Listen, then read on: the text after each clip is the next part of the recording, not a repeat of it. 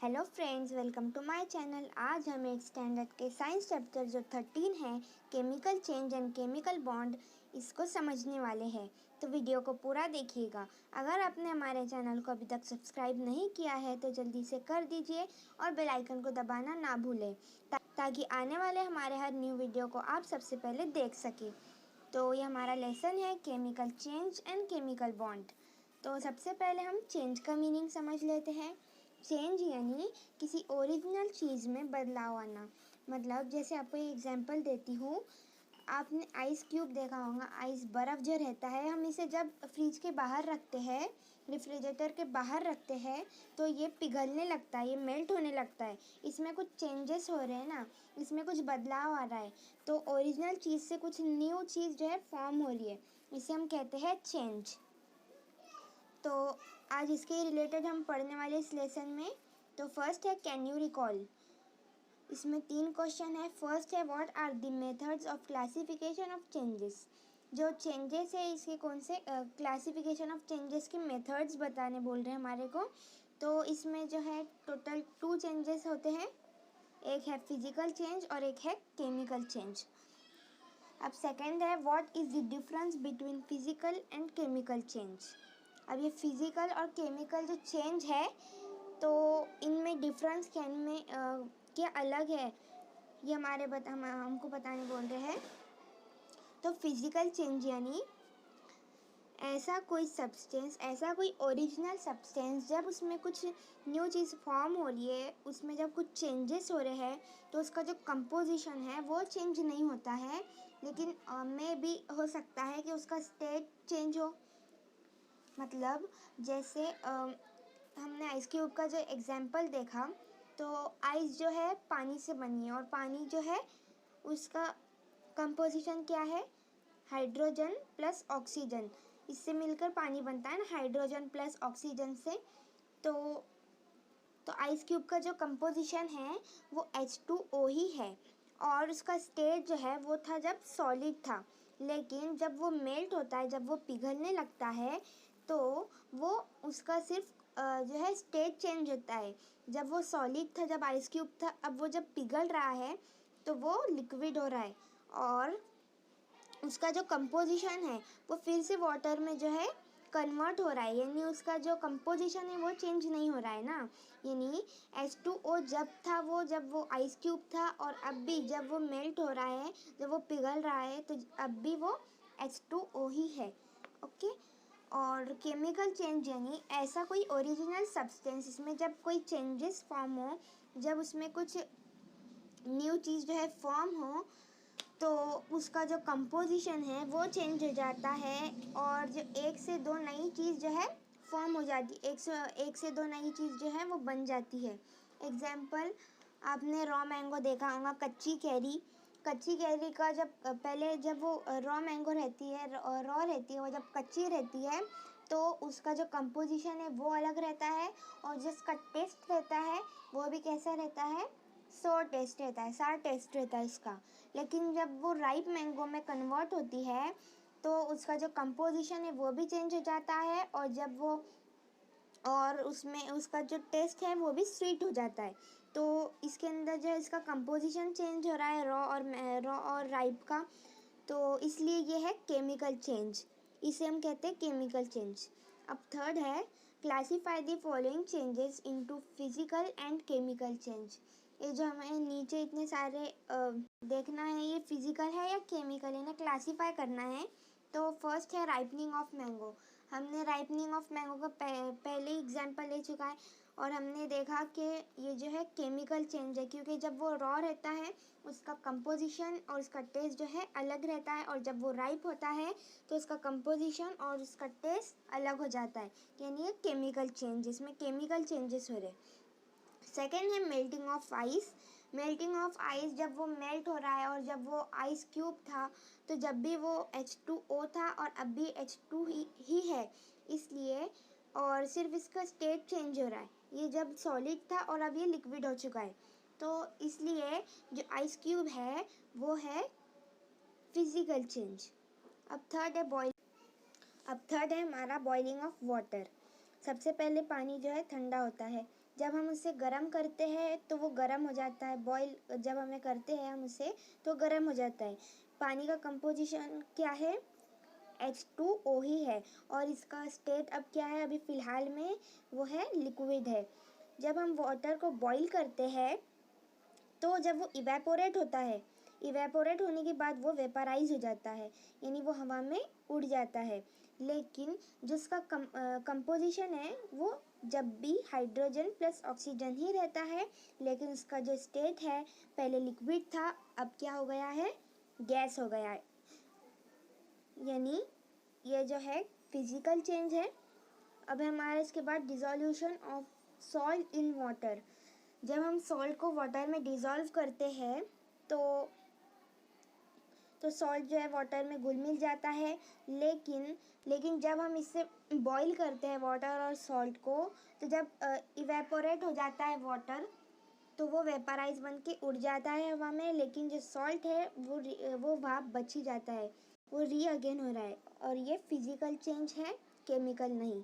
अब हमारा ripening of banana, ripening of mango और राइपनिंग ऑफ बनाना एक ही है, यानी एक केमिकल चेंज है। पहले रॉ बनाना रहता है, अब हो गया है वो राइप जब होता है, तो यानी ये मैंगो की तरह ही है। इसके बाद है फ्रेगनेंस ऑन राइपनिंग फ्रूट। जब फ्रूट जो है रॉ रहते हैं तो इनमें कोई फ्रेगनेंस नहीं रहती, लेकिन जब वो राइप में कन्वर्ट होते हैं, इनमें केमिकल जब रिएक्शन होता है तो कई गैस जो है वो रिलीज़ होते हैं, इस वजह से जो फ्रेगनेंस है वो इंक्रीज़ होती है। यानी ये है केमिकल चेंज, इसमें केमिकल रिएक्शन हो रहा है, केमिकल चेंज हो रहा है। इसके बाद है darkening of a cut potato. Darkening of a cut potato, जब हम कट पोटैटो को ऐसे ही रखते हैं बाहर कुछ देर के लिए, तो उस पर जो ऑक्सीजन है हमारे हवा में, एटमॉस्फेयर में, तो वो रिएक्ट होता है, कट पोटैटो पर रिएक्ट होता है, तो वो कट पोटैटो जो है वो ऑक्साइड हो जाता है। इसमें केमिकल रिएक्शन जो है फॉर्म हो जाता है। इसका जो कंपोजिशन है वो भी चेंज हो जाता है, टेस्ट भी चेंज हो जाता है। यानी ये जो cut potato, darkening of a cut potato है, ये केमिकल चेंज है। अब इसके बाद है bursting of an inflated balloon. जब हम बलून को, मतलब बलून में जब हवा भरते हैं हम, तो वो एक टाइम आता है कि वो बड़ा बड़ा बड़ा होकर फूट जाता है। इसके अंदर जो भी एयर होती है, मौजूद होती है, वो सारी निकल जाती है। लेकिन बलून का, उसका सिर्फ स्टेट चेंज हो रहा है। मतलब जब वो मतलब बड़ा था, अब ये कैसा होगा? छोटा होगा। इसका सिर्फ स्टेट चेंज हो रहा है, यानी ये फिजिकल चेंज है। अब इसके बाद है sound of bursting fire cracker. जो पटाखे हैं, जब हम इसको जलाते हैं, इसमें कुछ केमिकल रिएक्शन जो है कि जलाए तो, और इसकी वजह से वो है जो बर्स्ट हो जाता है, उसके अंदर जो है मतलब साउंड हो जाता है, इसलिए यह है केमिकल चेंज। अब हमारा during any chemical change, composition of original substance changes to form new substance with a different composition and properties। जब किसी ओरिजिनल सब्सटेंस में केमिकल चेंज हो रहा है, तो जो ओरिजिनल कंपोजिशन था वो भी चेंज हो जाता है, और जो उसकी प्रॉपर्टीज़ है वो भी चेंज हो जाती है। अब हम ये एक्टिविटी सॉल्व करेंगे। नीचे जो है देखेंगे इसमें क्या है। Take the lemon juice in a clean glass. Take two drops of the lemon juice in a spoon and taste. हमें ग्लास में लेमन जूस लेना है, और एक स्पून में जो लेमन जूस है ग्लास में जो है, और एक स्पून में जो है हमने 2 ड्रॉप्स ऑफ लेमन जूस लेना है और इसे टेस्ट करना है। अब add a pinch of baking soda in the glass of lemon juice. ये जो ग्लास में अब हमें थोड़ा सा बेकिंग सोडा डालना है। Add a pinch of baking soda. Did you notice bubbling around the particle of soda? ये जो सोडा के पार्टिकल्स है, इसके अराउंड बबल्स आ रहे, bubbles. Did you here a sound on taking your year near the glass? जब हम अपने कान जो है इसके नज़दीक लाए ग्लास के, तो इसमें कौन सी आवाज़ आ रही है आपको ये भी नोटिस करना है। Now again taste it. अब हमें इसे फिर से टेस्ट करना है। Did it taste as sour as it was in the beginning? अब हमें ये देखना है, अब हमें इसका टेस्ट जो है फिर से टेस्ट करना है कि जब वो पहले हमने टेस्ट किया था एक स्पून में लेकर वो कैसा था, वो जब खट्टा था, और अब ये कैसा है जब हमने इसमें बेकिंग सोडा ऐड किया। तो अब हम देखेंगे above activity is to be done using clean apparatus and edible material. हमें इसे कोई अच्छे मटेरियल में लेके ये एक्टिविटी को जो है करना है activity, then only it is possible to test the taste. फिर ही हमें इसका जो है टेस्ट जो है समझ में आएगा। Otherwise keep in mind that the testing of taste can not be done. Okay, many perceivable observations are noticed during the above activity.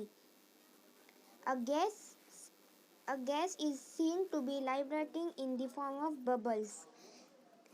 ये जो है बबल्स की शक्ल में, ये गैस थी लेकिन बबल्स की शक्ल में हमें देखिए। अ लो साउंड इज़ हार्ड, छोटा छोटा जो साउंड है उसमें से आ रहा था। The white solid particles of baking soda disappear, जो बेकिंग सोडा के वाइट सॉलिड पार्टिकल्स थे वो डिसअपियर हो गए। दी ओरिजिनल सोड टेस्ट बिकम्स माइल्ड और डिमिनिशेस, और जो ओरिजिनल सार टेस्ट था इसका लेमन जूस का वो माइल्ड और डिमिनिशेस हो गया।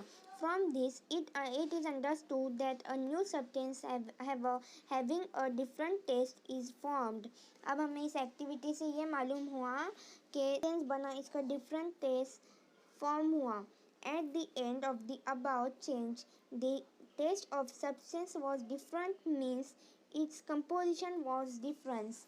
और ये जो उसका टेस्ट चेंज हुआ, इससे ये मतलब है कि इसका कंपोजिशन जो है चेंज हो गया, दूसरा हो गया।